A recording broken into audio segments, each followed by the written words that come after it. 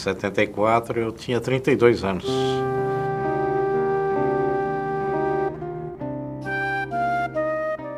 Era uma época difícil, né? Nós tínhamos sempre notícias, né, de pessoas que eram presas. Eu tinha muitos amigos e amigas que tinham aderido a um processo, né, revolucionário, e que alguns deles presos, né?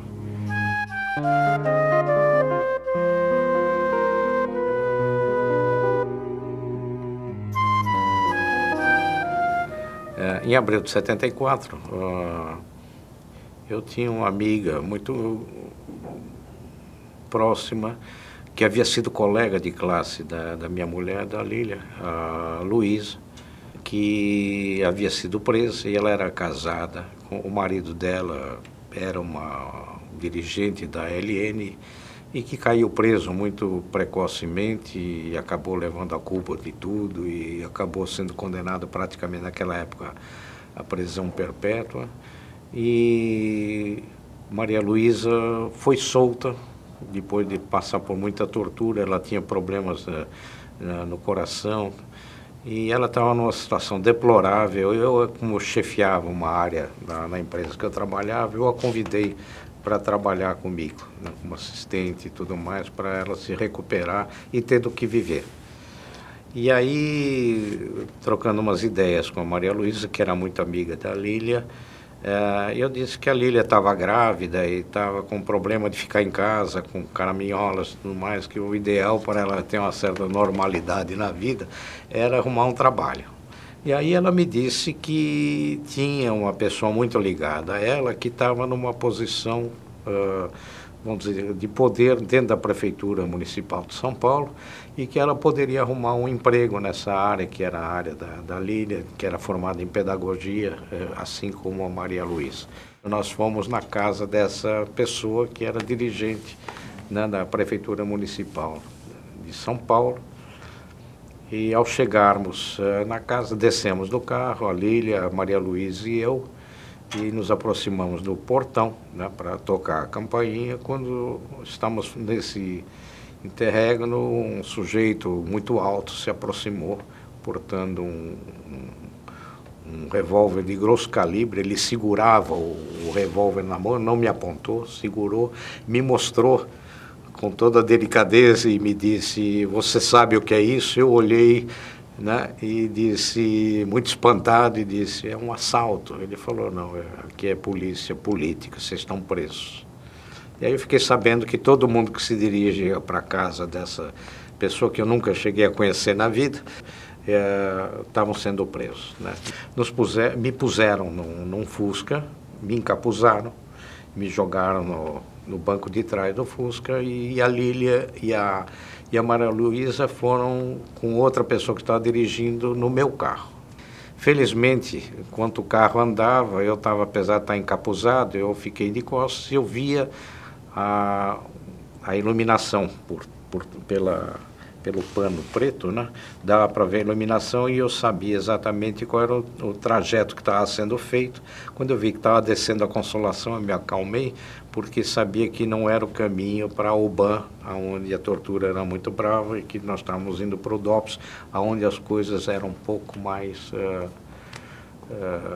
a tortura era menos violenta. Aí nós chegamos, logo fomos fichados, tirados de tudo que tinha. Fiquei só com a camisa e a calça, né, e nos tiraram o cinto e nos levaram, a Lília e a Maria Luísa, para uma cela, e eu fui para outra cela, onde eu fiquei nessa cela. Quando eu cheguei, era uma cela comprida, onde tinha uma fileira de camas, beliche, com 3 ou 4 andares de altura, assim, uma em cima da outra. Eu logo fui dormir no chão, né, porque eu descobri um lugarzinho, já era de noite, deitei. Quando eu deito, que eu olho assim, da luz que entrava pela janela, eu vi que tinha um tráfego de baratas enorme. e eu era muito apavorado com baratas. Aí eu me lembro que eu me levantei e resolvi escalar e fui lá para cima dos beliches. Aí eu deitei lá em cima, e aí um companheiro de cela chegou e falou: "Ô, companheiro, mas você vai dormir aí?" Eu falei: "Vou, porque qual é o problema?" Ele falou: "Não, porque aí em cima nessa cama, até a noite retrasada, dormiu o fulano de tal, um espanhol, e que ele estava condenado à morte pelo Franco lá na Espanha e ia ser deportado, e ele se amarrou no lençol e se enforcou aí mesmo onde você está." Eu pensei comigo, né?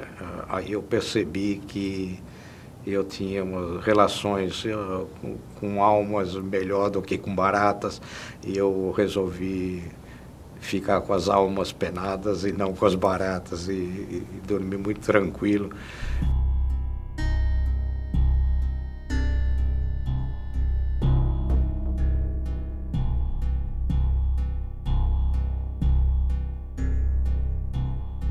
Os dias que eu fiquei na prisão não foram muitos dias, eu fiquei preso uns 15 dias, preocupado com a Lília, que estava com ameaça de aborto. Mas foram dias assim difíceis, porque toda hora uma ou duas pessoas eram retiradas da cela, passavam por torturas e vinham arrebentadíssimas.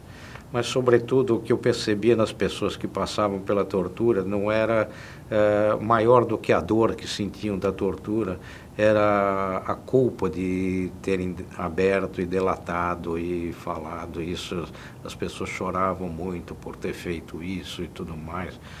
Foi terrível, mas, ao mesmo tempo, foi muito uma experiência impressionante, porque foi talvez uma das maiores experiências de solidariedade humana que eu presenciei e participei. Foi uma coisa muito importante. Fui chamado para depoimentos, tomei umas porradas, né? Fui inquirido para saber o que eu tinha na minha casa e livros que eu tinha. Tive que fazer uma relação dos livros de esquerda que eu tinha na minha casa. E eu tinha contatos que tinham me dado todos os informes da guerrilha do Araguaia, que não era assunto ventilado, ninguém sabia da guerrilha do Araguaia. E eu tinha guardado isso num arquivo. Eu também tive uma prova assim, de sentimento de amizade por um grande amigo meu, o Toninho, que chegou sabendo que eu estava preso e tudo mais, foi na minha casa, revirou a casa inteira, descobriu, não sei como, a papelada, os documentos que eu tinha, e levou para a casa dele, pôs numa lata, enterrou para deixar aquilo. Depois a família dele, sem saber, construiu a casa em cima. Essa lata até hoje está lá. Qualquer dia vão descobrir esse documento histórico.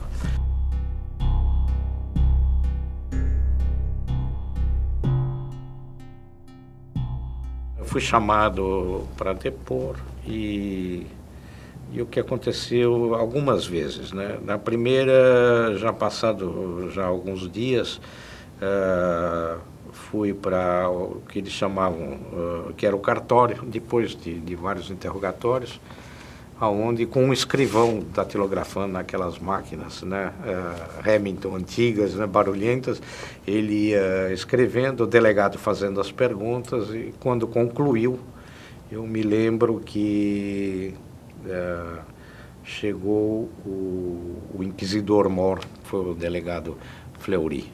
Ele chegou, quando ele viu aquilo, ele leu, ele tirou da máquina, leu e pegou na minha frente e rasgou o meu depoimento, e chegou para o delegado e disse: "Manda ele lá para cima que eu vou fazer ele falar o que ele sabe." Me encapuzaram e me levaram para cima. Essas coisas eram feitas da seguinte forma: a gente ficava sem camisa, sem sapato, sem meia, e segurando as calças porque não tinha cinto, né?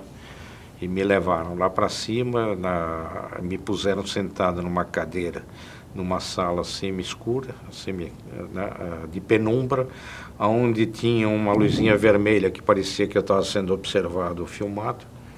E eu fiquei 3 horas lá sentado e, de repente, me encapuzaram de novo e me levaram para a cela. numa dessas saídas, porque sempre quando a gente saía da sala era logo encapuçado, e claro que encapuçado você não pode, você não consegue andar, então sempre ia uma pessoa segurando as tuas costas e orientando como é que você precisa andar, ia uma na frente e outra atrás orientando, né? E que a gente não era algemado, então eu, né, tinha que subir e descer. E eu estava andando, aí um sujeito que estava me guiando atrás, ele falou: sabe, eu estive na sua casa, quando eles foram vasculhar a minha casa. Bonito o apartamento, você mora. Tá? Eu vi a sua filha, ela está bem. Eu sei quem você é, eu conheço o seu pai, que é médico. Ele já tratou alguém da minha família e tudo mais. O que eu puder te ajudar, né? Aí a gente, naquele escuro, ouvindo uma coisa dessa, foi marcante também. Mas ao mesmo tempo é uma coisa surrealista. É um sujeito que estava ali, que estava torturando, e ao mesmo tempo estava dando uma proteção, né? E nesse momento é bom, porque você tem que se agarrar em alguma coisa, né? Enfim, eu...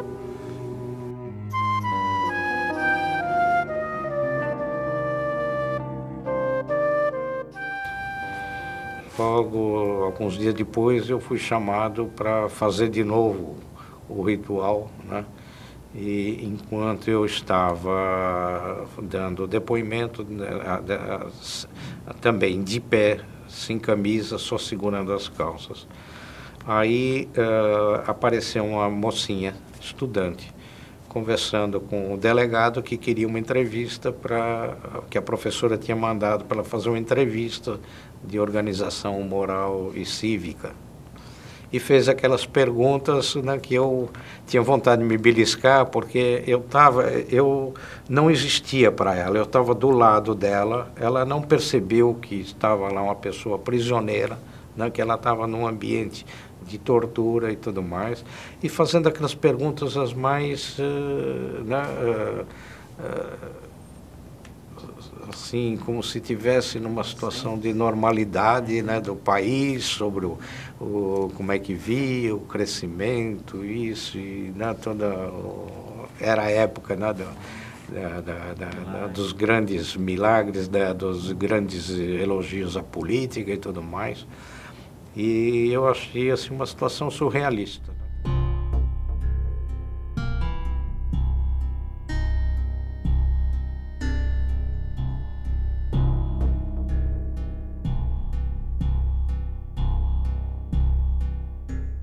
A gente tinha medo constante porque as pessoas eram chamadas para fora da cela e voltavam, né, todas arrebentadas e tudo mais, né? E eu fui chamado e fui trancado também numa situação dessa, fui trancado numa cela com 2 inquisidores, né, uns caras fortes, numa pequena mesinha, e eu sentado em frente a eles, eles puseram um revólver em cima da mesa, né? Existia todo o aparato de tortura atrás de mim, pau de arara, essa coisa toda. Quer dizer, quando eu cheguei, eles chegaram e falaram: senta aí, me deram uma cacholetada nas costas, né, e tudo mais, me trataram brutalmente. E esses dias na prisão foram impressionantes. Foram 15 dias, de repente, no final de tarde, 6 horas da tarde, abro a cela e me chamam. Do lado de fora já estava a minha mulher, a pessoa disse: vocês estão soltos. De repente nós saímos, era um dia como outro qualquer, bonito, um dia de 6 horas da tarde, de saída do trabalho, aquele tráfego intenso, né? E a gente, sabe, é uma coisa assim como se você estivesse vivendo uma situação, sabe, como se você estivesse vendo a vida assim com uma teleobjetiva, né, com um afastamento, que você se acostumou de ver aquilo e tudo mais.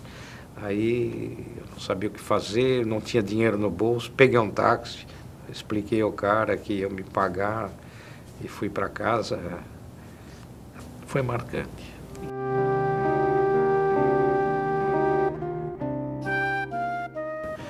eu senti que a vida ali não valia nada, que eu podia morrer ali. E eu não senti medo da morte. Eu senti medo de ser torturado. Medo da morte eu não senti. Mas eu senti um medo da morte de outra forma, né? Foi uma experiência muito forte.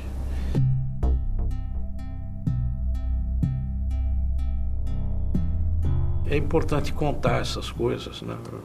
Eu reputo assim como uma história comum, né? Como milhares de outras histórias que afetaram pessoas comuns, né? Que viveram nessa época. Assim como uma pessoa que não tem nada a ver num processo de guerra, né? Quer dizer, tem todo esse quadro de sofrimento até muito mais intenso e tudo mais.